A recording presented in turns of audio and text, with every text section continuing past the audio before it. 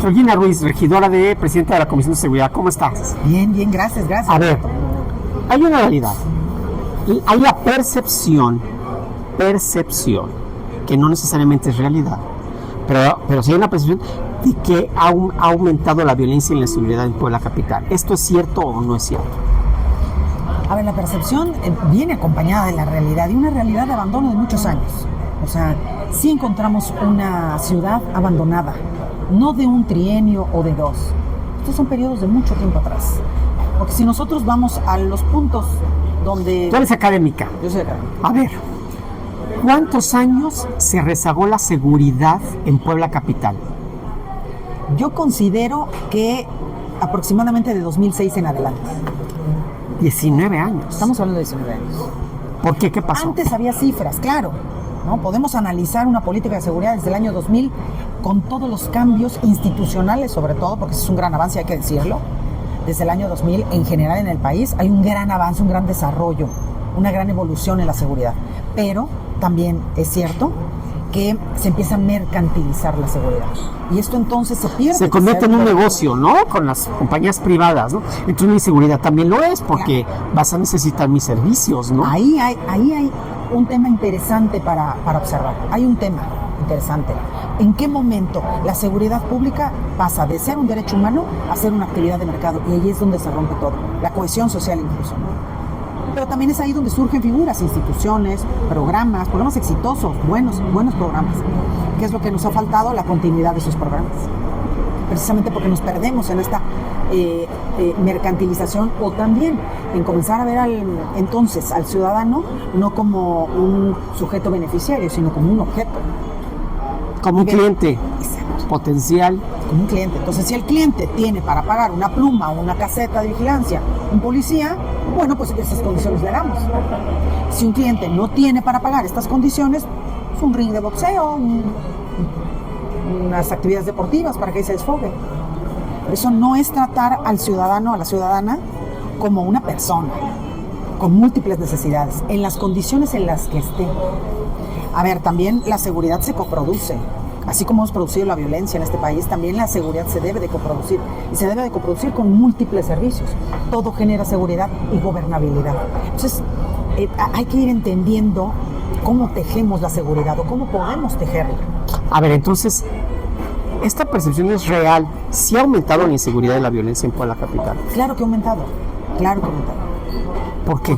Porque se ha diversificado el mercado también. O sea, nosotros convivimos con el comercio ilegal. La ilegalidad ha sido parte de la evolución y del desarrollo de la sociedad. Es una tristeza ver esto. Es una tristeza porque vemos a la sociedad fragmentada, a la sociedad expuesta, a la sociedad dividida, pero es una realidad. Entonces, entre más informados estemos, pues mejor conciencia tenemos, más criterio tenemos de saber por qué somos parte de esto. Y en dónde podemos ser parte también de esa solución y de cómo coproducimos entonces la seguridad. Georgina, ¿qué zonas o colonias son las que padecen más este problema? Desde mi punto de vista, todas. La más alarmante también desde mi punto de vista, y porque la he caminado, es el centro histórico. Pero podemos ver las juntas auxiliares también en graves problemas. Que me parece que es la buena noticia y la esperanza de todo eso, que hay comunidad, que hay vecinos, que hay familias. Y ellos mismos, lo que platicamos hace un momento, están organizados, o se organizan, se motivan entre ellos. Pero todo cambia cuando ven a la autoridad cerca. Cuando ven una autoridad presente, cercana, muy cercana, pero no en campañas. No, en cualquier día, a cualquier hora. En un parque, en una calle, tocando la puerta de una escuela, tocando la puerta de las casas de los vecinos. Cuando está la autoridad ahí para ver qué falta, desde un foco hasta un bache, hasta la propia articulación de acciones en torno a la seguridad, la sociedad participa, se motiva, se compromete, ve a la autoridad como un aliado. Pero también es una sociedad apática, ¿no? Es decir, a ver, tú eres experta. Ya nos acostumbramos a los muertos. Es más, ahorita que son 48 al día, decimos, ¡ay, qué bueno! Con el pinche loco eran 80. Ahorita nada más son 48, qué bueno, ya bajamos a la mitad. O sea, hemos normalizado la violencia. Nunca nos vamos a acostumbrar a la violencia. No venimos de la violencia. El ser humano no viene de la violencia. Yo difiero de las personas que piensan que el ser humano viene de la violencia. No venimos de ahí. La violencia es una conducta aprendida. Puede ser que sea desde muy temprana edad, por la estructura en la que se crece, en la que se vive, pero no venimos de ahí. Es un aprendizaje. Estas conductas se aprenden. No somos parte de eso. Entonces es muy sencillo cuando la autoridad se acerca, cuando la justicia está cerca de la ciudadanía, cuando hay una serie de elementos que generan esa cohesión social, ese sentido de comunidad, las personas voltean, porque a lo mejor no por ellas, pero sí por sus hijos, sí por sus padres, sí por sus familiares. Claro que sí. O sea, seguimos siendo una sociedad que construye familias. Georgina, entonces, ¿qué son las? El centro, juntas auxiliares. Ahora, ¿por qué ha aumentado la inseguridad y la violencia? ¿Porque como sociedad somos más violentos o porque la delincuencia se ha desatado? Es multifactorial.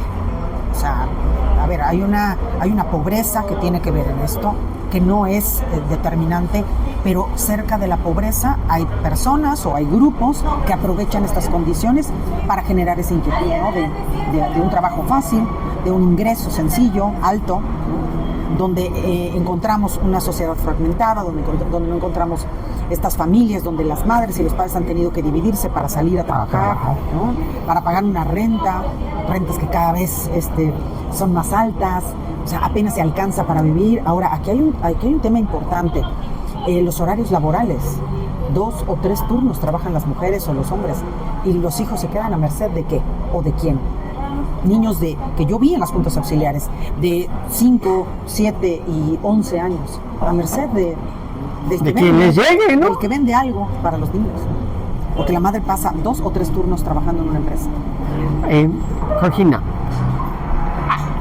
cuando menos en lo que va del actual ayuntamiento se percibe o se nota una gran inestabilidad en la Secretaría de Seguridad Pública. Es decir, hubo matanza de policías, cambiaron al secretario de Seguridad Pública, tuvo que llegar otro, mataron policías, y hay un nuevo secretario, y acaban de atrapar a unos infiltrados, ¿no? Que les llamaban infiltrados hace 3 semanas, ¿no?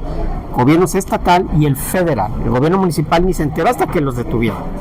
¿Qué pasa en la Secretaría de Seguridad Pública municipal o Secretaría de Seguridad Ciudadana? ¿Qué pasa?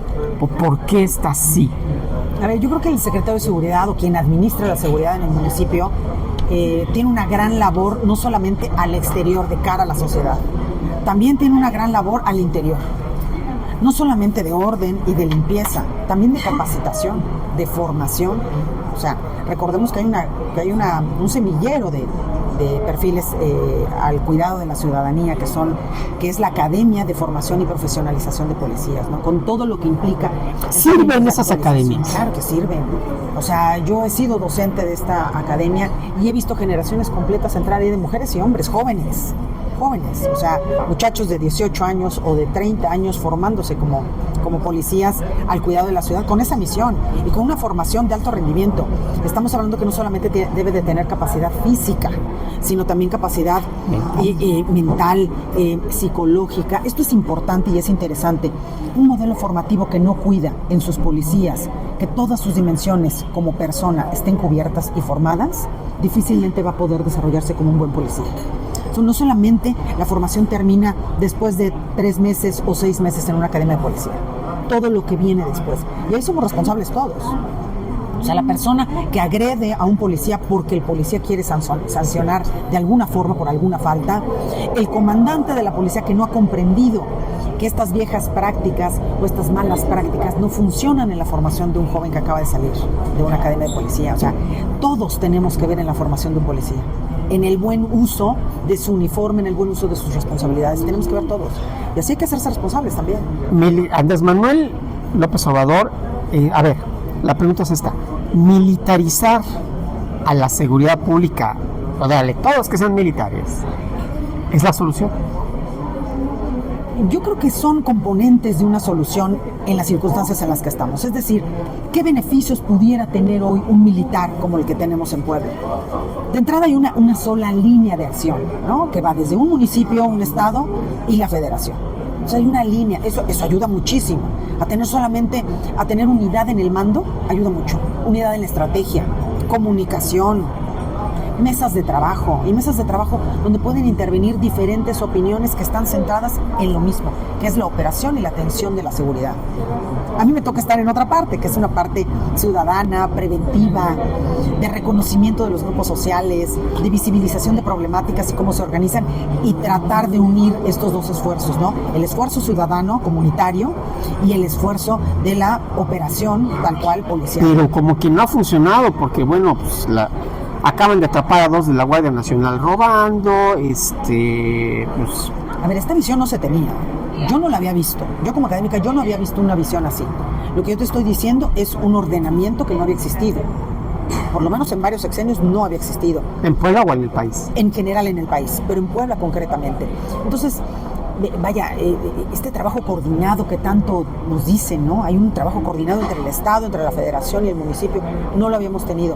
También demos tiempo a que las cosas caminen para poder evaluar. Se dice, la teoría dice, que hasta 10 años tenemos que esperar para que una política pública se pueda evaluar. Ok, pero podemos ir calibrando en ese camino y ver si efectivamente se dieron resultados o no. Porque si no, si empezamos a hacer cortes tan temprano, cada 3 meses, cada 6 meses, entramos en una situación de percepción que poco tiene que ver con la realidad. Entonces necesitamos caminar y asentar los pasos y observar. Y claro, como tú lo dices, están informando, pero mira, vienen las comparecencias. Ahí ya habrán pasado por lo menos 10 meses, 9 meses de una gestión y de una organización coordinada de esta seguridad pública. Vamos a poder evaluar en el muy corto plazo, calibrar en el muy corto plazo. Y en 3 años probablemente podamos ver una estrategia encaminada. No podemos evaluar una estrategia completa porque, te repito, la teoría nos dice eso, al menos 10 años para que podamos ver resultados. Se puede ver y menos en términos de prevención, pero son políticas de largo aliento que vale la pena experimentar. A ver, Puebla capital tiene la cantidad y calidad de policías que requiere. Es decir, porque eso está medido, se supone que debe haber una determinada cantidad de agentes por cada 100 habitantes, ¿no? O por cada 1000. Sí, nos faltan policías, eso es una realidad. A ver, hay un número de policías hoy en activo en la Policía Municipal, que son 2.300 policías para la ciudad. ¿Cuántos más necesitaríamos? Pero claro, porque esos 2.300 a veces tienen incapacidad, a veces tienen vacaciones, descanso. a veces están en capacitación, en formación, a veces están entrando, sumándose a los que ya tienen 20 años, 25 años de servicio. En fin, hay una rotación en cuanto a la política de seguridad municipal también. Entonces también eso es complejo y necesitamos que un grupo mayor constantemente se esté graduando y capacitando para poder ingresar a estas filas. Entonces eso, y no solo es eso. O sea, también recordemos que la articulación de la seguridad viene a la par de la gobernabilidad, ¿no? Son muchos temas los que hay que articular, ¿no? En vía pública, en el comercio, formal, informal. Todas esas condiciones de vecindad generan esa cohesión social que necesitamos para poder articular un buen programa de seguridad pública. Entonces, yo he notado que en este año, por lo menos, que hay una nueva administración con una visión diferente, ¿no? de seguridad que está coordinada. Se han abierto diferentes operativos, lo que tú me preguntabas, programas diferentes para atender causas específicas. Y eso nos tiene que dar algún resultado. Eso es muy interesante que nos pueda, de eso creo que es muy interesante de lo que nos va a hablar en la comparecencia el secretario. ¿Cuándo es la comparecencia? Aproximadamente los primeros días de octubre. Entonces ahí vamos a conocer cómo se ha generado, ¿no? Esta estrategia última de coordinación, porque son programas de coordinación. Ahora, hay muchas estrategias que existen. ¿La Secretaría de Seguridad Ciudadana informa al Cabildo? O sea, ¿se mantiene cercanía con los regionales y dicen, miren, esto está así? ¿O de pronto...? Si lo solicitamos, ellos tienen la obligación de responder. Tratamos de dar un tiempo para que ellos nos puedan informar. Porque, por ejemplo, es muy reciente el operativo Centinela. Todo lo que tiene que ver... Ahora, son operativos coordinados. No solamente es la Policía Municipal. Se coordina con la Policía Estatal y se coordina con la Guardia Nacional. Debe dar algún resultado. Tú lo sabes, para ti como periodista, para mí como académica, no hay cifras buenas o malas. Hay cifras, hay datos que nos indican algo. Que podemos ir interpretando, analizando a partir de un estudio, ¿no? A partir de otras condiciones que se van generando. O sea, ahí es donde nosotros empezamos como académicos o como periodistas, nosotros comenzamos a comparar, ¿no? A contrastar la información. Pero la necesitamos por lo menos con un corte anual. es difícil hacer cortes mensuales. Digo, ellos claro que pueden ir diciendo cómo va aumentando, pero los porcentajes entre meses, si acaso serán del 1%. ¿Los policías de Puebla capital en qué condiciones? ¿Tienen buenas condiciones de trabajo o no? A ver, ese es otro punto interesante que el alcalde Pepe Chedraui enfatizó desde el inicio, desde su campaña. Él se dio cuenta de cuáles eran las condiciones en la academia y cuáles eran las condiciones laborales de los policías, y uno de sus primeros compromisos fue el salario, las condiciones laborales, los contratos laborales. Ahí puso énfasis, era necesario. Era muy necesario. Para pedirle al policía un mejor desempeño, debe haber mejores condiciones. Eso fue lo que creyó él, y me parece que es muy válido. O sea, un policía no puede ganar 8,000 pesos al mes, por ejemplo. ¿Cuánto gana un policía? 6,000 pesos al mes. Un policía necesita ganar más de 15,000 pesos mensuales como salario mínimo, con prestaciones más allá de lo mínimo, porque lo que ellos arriesgan es su vida. Además, se tiene por costumbre horarios de 24 por 24. Hasta cierto punto es inhumano, pero va evolucionando. O sea, ya la federación estipuló un horario diferente para ellos, una rotación de diferentes horarios para que puedan rendir físicamente mejor. O sea, la verdad es que los policías hacen una gran labor. Aquí, donde hay que trabajar muchísimo como sociedad, es en acompañarles y no permitirles actos de corrupción. O sea, caminar con ellos para evitarlo. ¿Tienes conocimiento de cuántos, en lo que va del actual ayuntamiento, cuántos agentes han sido sancionados o dados de baja por corrupción? A ver, en lo que va del año y de la actual administración. Exacta no, pero te puedo decir que son alrededor de unos 10 policías por mes. ¿Por mes? Por mes. Pero estamos hablando te estoy hablando de una cifra redonda, pero te estoy hablando de expedientes que se vienen investigando desde hace unos 3 años. O sea, no son expedientes de este año, de febrero para acá. Son expedientes de 2 o 3 años atrás, que se estudian perfectamente bien para ver cuáles son las condiciones, porque primero se sanciona y después se le pide retirarse de la corporación en el caso necesario.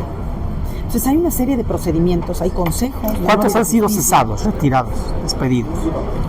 Son alrededor, en promedio son unos 10 al mes, desde febrero hacia acá. Ojalá fueran menos. A veces son 6. ¿Cuáles son las faltas que más cometen? ¿Pedir moche? Sí, tienen que ver más bien con eso, pero también, pero a veces son confrontaciones con la ciudadanía, problemas con la ciudadanía, conductas inadecuadas, inapropiadas con la ciudadanía, de amenaza, puede ser también de extorsión, ¿no? Ahora, esta cifra de 10 al mes, tomando en cuenta la cantidad el tamaño de Puebla capital, ¿es mucho o es poco? Comparado con otras ciudades. A ver, es mucho en términos de no debería ser, porque hay un código de ética, hay una formación ética en ellos. O sea, no es cualquier perfil el que entra a formarse en una academia de policía. Debe de tener condiciones no solamente físicas de muy alto rendimiento, sino también, como lo mencionábamos, mentales, pero también ciertos valores éticos que los hacen llegar ahí. Y al cabo de esta formación inicial, también hay una formación, una preparación continua, una educación continua con ellos. Entonces no cabe, ¿no?, que en las circunstancias en las que estamos y ellos que deben de preservar y de guardar la seguridad de los ciudadanos, entren en ese tipo de conflictos con la ciudadanía. Es inadmisible. Georgina, como académica, finalmente, para mí, en mi parte, ¿tú tienes alguna pregunta, Mari?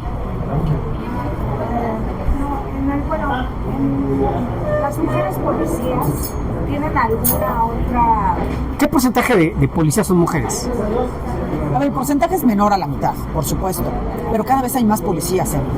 El 30, el 40. Sí. A ver, hay una academia de policía, un director de la policía municipal, personas tanto en el área académica como administrativa, mujeres formando. Y hay mujeres que entran, a ver, mujeres jóvenes de 18 años, pero también de 30, mujeres que sostienen su familia, a sus padres o sostienen a sus hijos, a ver, mujeres ejemplares, de verdad ejemplares, también con una visión de la seguridad como somos las mujeres, una cosmovisión de la vida. Las mujeres tenemos esa facultad y ese atributo natural, podemos ver más allá de las cosas, porque somos formadoras naturales. Entonces, eso es un talento que se debe de aprovechar en la policía municipal. Debe haber más mujeres hablando de seguridad, operando en la seguridad, vendiendo la seguridad. ¿Las mujeres policías ganan igual que los hombres policías? Sí, claro. Los salarios son iguales en Puebla. son iguales. ¿Hay mandos de mujeres policías? Ya hay, claro, son los menos. Ahí está el problema a lo mejor. Ahí no hemos logrado subir.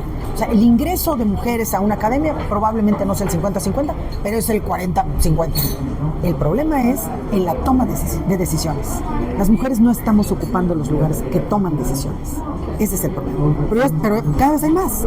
O sea, yo hoy me encuentro con regidoras de seguridad y de gobernación en las juntas auxiliares, mujeres. Me entiendo perfectamente bien con ellas. Bueno, la pregunta era, las mujeres policías que son madres de familia, cuando se enferman sus hijos, ¿tienen algún permiso? ¿Se les justifica? ¿No se les descuenta el salario? A ver, las medidas laborales en el caso de los policías son muy estrictas, demasiado estrictas, demasiado. O sea, esa es una realidad. O sea, quien conoce estas reglas y quiere entrar a la policía municipal o la policía en general, sabe el sacrificio que implica. Sacrifican mucho a la familia. Pero lo mismo lo sacrifica un periodista que trabaja 24 horas al día buscando la nota. Lo mismo sacrificamos los académicos de alto rendimiento que nos dedicamos a la investigación seria, que no tenemos el título de doctorado, sino que somos investigadores académicos, que nos dedicamos a publicar bajo una investigación estricta. Sacrificamos mucho tiempo. Nos encerramos, como los policías. A ver, los policías permanecen alrededor de 4 meses prácticamente sin ir a su casa para lograr una primera formación, que es la inicial. No, están incomunicados, no tienen celulares. Es una formación de alto rendimiento, como la de un académico de alto rendimiento. Yo entiendo estas profesiones, porque implican mucho. ¿Cuánto gana un policía normal, raso, en Puebla Capital? En promedio 14,000 pesos, pero hay rangos de acuerdo a las certificaciones. El municipal, el estatal, ¿cuánto gana? No tengo el dato. Yo no tengo el dato exacto. Hubo un cambio en los salarios el año pasado, alrededor de entre diciembre y enero hubo un cambio de salarios. No tengo el dato. Finalmente, a ver, ¿qué pasó? ¿Por qué tuvo que ser el gobierno federal y el gobierno estatal, tuvieron que ser los que atraparan a los mandos corruptos? ¿Por qué el ayuntamiento no se dio cuenta? Y no solamente, que sí, sino también los actuales, porque llevaban ahí mucho tiempo. A ver, yo considero que sí fue una estrategia articulada. Yo no tengo datos que haya sido de desconocimiento absoluto del municipio. Al contrario, yo creo que se arman estos expedientes con la información de todos los sectores, de todas las instancias, tanto municipal, estatal y federal. Claro que hay una investigación articulada, pero sí hay estrategias de implementación o de activación que solamente se reducen a unos grupos específicos, precisamente para no tergiversar absolutamente nada. Eso es lo que yo detecto, lo que yo... Pero algo falló, evidentemente, porque llevaban 20 años en la corporación. Y falló de manera permanente, ¿no? Y eran mandos, o sea, no eran policías rasos, tenían a su cargo gente. Por eso era tan necesaria esta articulación de los 3 órdenes de gobierno. Por eso era tan necesario. Ya la hay realmente. Porque había que tomar medidas de ese tipo. Yo considero que sí, veamos los resultados, ¿no? A ver qué nos dicen las comparecencias, porque hay comparecencias en octubre y en diciembre, ¿no? Entonces vamos a ver qué nos dicen los datos. Te repito, es muy corto el tiempo para poder analizar un resultado, pero lo que sea, seguramente vamos a ver algunos datos favorables. Ojalá se mueva la aguja, es lo que queremos, que se mueva la aguja. ¿En cuántas colonias tú ves a los vecinos organizados en el tema de la seguridad? ¿O en la mayoría sí y en la mayoría no? En la mayoría, sobre todo en juntas auxiliares. Sí están organizados. Están organizados. Sí hay grupos organizados, por supuesto, de vecinos. Claro, cuando llega la autoridad, se fortalece y se une. Porque si no, se queda la organización en este clúster, en este fraccionamiento, en esta unidad habitacional. Y de lo que se trata es de que se unan por colonias. O sea, no porque aquí termina mi unidad habitacional, de aquí para allá ya hay una delincuencia tremenda, porque lo hemos recogido. O sea, hace unos días yo fui a Héroes, por ejemplo, y de un crucero en adelante es toda la delincuencia. Y de este lado, los vecinos están más que organizados. Más que organizados. Con toda la disposición. Pero los organizaron ellos, no los organizó el ayuntamiento. Siempre hay liderazgos. No los organizó el ayuntamiento, se organizan ellos. Y es una organización de mucho tiempo. Entonces, qué gran ventaja para este ayuntamiento identificar esos vecinos organizados, esos vigilantes comunitarios, esas mujeres y hombres comprometidos. Eso es lo que debemos atender y fortalecer. Ellos ya están organizados. ¿De qué manera les ayudamos? O sea, no podemos seguir llegando a las autoridades con nuevas ideas alejadas de la sociedad, que no tienen nada que ver con lo que ellos necesitan. O sea, les llegan propuestas, pero si ellos tienen documentado lo que quieren, saben exactamente qué quieren. ¿Qué quieren? ¿Quieren un centro de participación comunitaria? ¿Quieren una estrategia de prevención? ¿Quieren casetas para los vigilantes o quieren casetas para ellos? ¿Quieren talleres en unos parques, en centros de participación? ¿Qué es lo que quieren? Yo creo que la autoridad no la tiene difícil siempre y cuando escuche a la ciudadanía. No la tiene difícil. La tiene difícil cuando creemos que nosotros sabemos y nos aislamos y ponemos una barrera enorme, una distancia enorme con la sociedad. Gracias, Georgina. Gracias a ti.